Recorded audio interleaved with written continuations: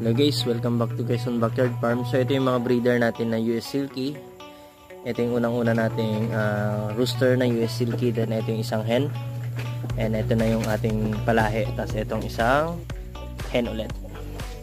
Then ito guys, meron tayong Brahma dito. So ito guys is nag-stop na mag-lay ng egg.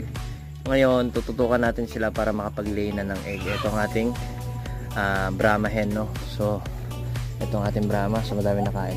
So ikukulong natin siya sa isang kulungan, silang dalawa, para matutukan natin. Then pinaliguan ko na sila noong nakarang araw. Bukas naman ipupurgahin natin, then ikukulong natin. Then ito nga pala yung itlog na ilalagay natin ngayon sa incubator. So nililinis ko lang incubator, tapos magsasalang tayo ng itlog ng US Silky and ng itlog ng Rhode Island Red.